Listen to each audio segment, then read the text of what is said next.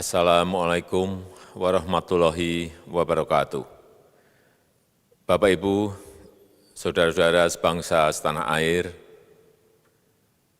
pagi tadi saya telah memimpin rapat terbatas secara virtual tentang Undang-Undang Cipta Kerja bersama jajaran pemerintah dan para gubernur. Dalam undang-undang tersebut terdapat 11 klaster yang secara umum bertujuan untuk melakukan reformasi struktural dan mempercepat transformasi ekonomi. Adapun klaster tersebut adalah urusan penyederhanaan perizinan, urusan persyaratan investasi, urusan ketenagakerjaan, urusan pengadaan lahan, urusan kemudahan berusaha, urusan dukungan riset dan inovasi, urusan administrasi pemerintahan, urusan pengenaan sanksi, urusan kemudahan pemberdayaan dan perlindungan UMKM, urusan investasi dan proyek pemerintah, serta urusan kawasan ekonomi. Dalam rapat terbatas tersebut, saya tegaskan mengapa kita membutuhkan Undang-Undang Cipta Kerja. Pertama, setiap tahun ada sekitar 2,9 juta penduduk usia kerja baru, anak muda yang masuk ke pasar kerja, sehingga kebutuhan atas lapangan kerja baru sangat-sangat mendesak. Apalagi di tengah pandemi, terdapat kurang lebih 6,9 juta pengangguran dan 3,5 juta pekerja terdampak pandemi COVID-19. Dan sebanyak 87% dari total penduduk bekerja memiliki tingkat pendidikan setingkat SMA ke bawah, di mana 39% berpendidikan sekolah dasar, sehingga perlu mendorong penciptaan lapangan kerja baru, khususnya di sektor padat karya. Jadi, Undang-Undang Cipta Kerja bertujuan untuk menyediakan lapangan kerja sebanyak-banyaknya bagi para pencari kerja serta para pengangguran. Kedua, dengan Undang-Undang Cipta Kerja akan memudahkan masyarakat, khususnya usaha mikro kecil, untuk membuka usaha baru. Regulasi yang tumpang tindih dan prosedur yang rumit dipangkas. Perizinan usaha untuk usaha mikro kecil, UMK, tidak diperlukan lagi, hanya pendaftaran saja. Sangat simpel. Pembentukan PT atau perseroan terbatas juga dipermudah. Tidak ada lagi pembatasan modal minimum. Pembentukan koperasi juga dipermudah. Jumlahnya hanya 9 orang saja. Koperasi sudah bisa dibentuk. Kita harapkan akan semakin banyak koperasi-koperasi di tanah air. UMK, usaha mikro kecil, yang bergerak di sektor makanan dan minuman, sertifikasi halalnya dibiayai pemerintah, artinya gratis. Izin kapal nelayan penangkap ikan misalnya, hanya ke unit kerja Kementerian KKP saja. Kalau sebelumnya harus mengajukan ke Kementerian KKP, Kementerian Perhubungan, dan instansi-instansi yang lain. Sekarang ini cukup dari unit di Kementerian KKP saja. Ketiga, Undang-Undang Cipta Kerja ini akan mendukung upaya pencegahan dan pemberantasan korupsi.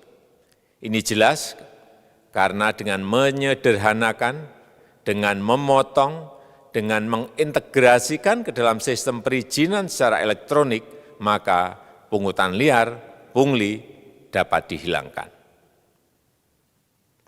Namun, saya melihat adanya unjuk rasa penolakan Undang-Undang Cipta Kerja yang pada dasarnya dilatar belakangi oleh disinformasi mengenai substansi dari undang-undang ini dan hoax di media sosial. Saya ambil contoh, ada informasi yang menyebut tentang penghapusan UMP, upah minimum provinsi, UMK, upah minimum kota kabupaten, UMSP, upah minimum sektoral provinsi. Hal ini tidak benar, karena faktanya upah minimum regional, UMR, tetap ada. Ada juga yang menyebutkan bahwa upah minimum dihitung per jam.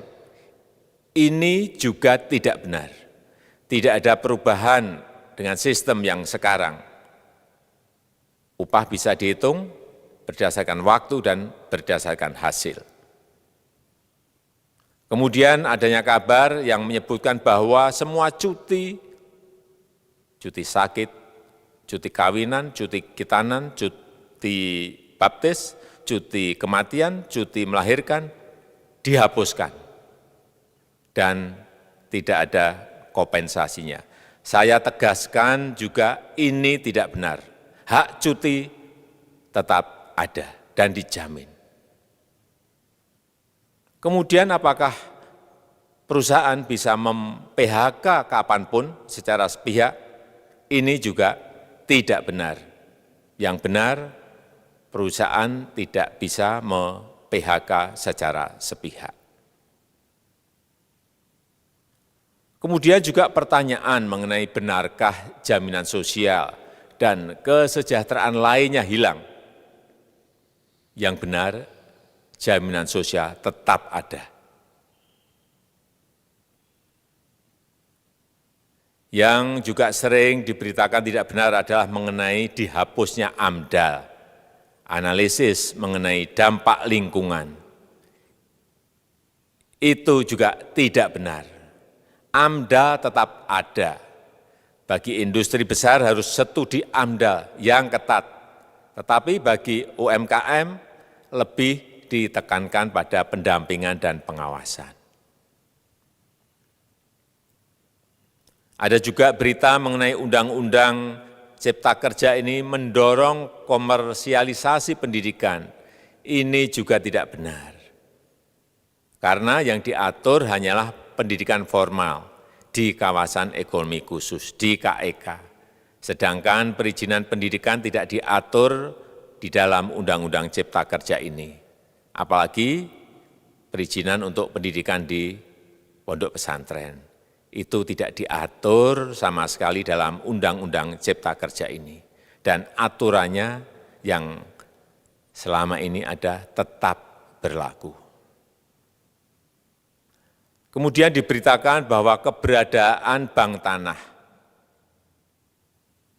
Bank tanah ini diperlukan untuk menjamin kepentingan umum, kepentingan sosial, kepentingan pembangunan nasional, pemerataan ekonomi, dan konsolidasi lahan serta reforma agraria. Ini sangat penting untuk menjamin akses masyarakat terhadap kepemilikan tanah, kepemilikan lahan, dan kita selama ini tidak memiliki bank tanah. Saya tegaskan juga bahwa Undang-Undang Cipta Kerja ini tidak melakukan resentralisasi kewenangan dari pemerintah daerah ke pemerintah pusat. Tidak ada. Perizinan berusaha dan pengawasannya tetap dilakukan oleh pemerintah daerah sesuai dengan NSPK, norma, standar, prosedur, dan kriteria yang ditetapkan pemerintah pusat. Ini agar dapat tercipta standar pelayanan yang baik di seluruh daerah, dan penetapan NSPK ini dapat nanti akan diatur di dalam PP atau peraturan pemerintah.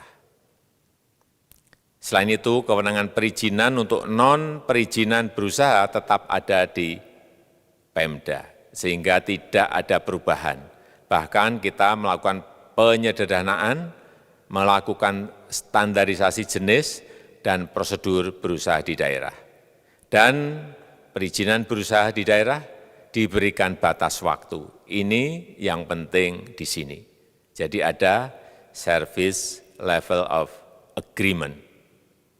Permohonan perizinan dianggap disetujui bila batas waktu telah terlewati. Saya perlu tegaskan pula bahwa Undang-Undang Cipta Kerja ini memerlukan banyak sekali peraturan pemerintah atau PP dan peraturan presiden atau Perpres. Jadi setelah ini akan muncul PP dan Perpres yang akan kita selesaikan paling lambat 3 bulan setelah diundangkan. Kita pemerintah membuka dan mengundang masukan-masukan dari masyarakat dan masih terbuka usulan-usulan dan masukan dari daerah-daerah. Pemerintah berkeyakinan melalui Undang-Undang Cipta Kerja ini jutaan pekerja dapat memperbaiki kehidupannya dan juga penghidupan bagi keluarga mereka. Dan kalau masih ada, jika masih ada ketidakpuasan terhadap Undang-Undang Cipta Kerja ini, silahkan mengajukan uji materi atau judicial review melalui MK, Mahkamah Konstitusi. Sistem ketatanegaraan kita memang mengatakan seperti itu. Jadi, kalau masih ada yang tidak puas dan menolak, silahkan diajukan uji materi ke MK. Saya rasa itu yang bisa saya sampaikan pada kesempatan yang baik ini. Terima kasih. Wassalamualaikum warahmatullahi wabarakatuh.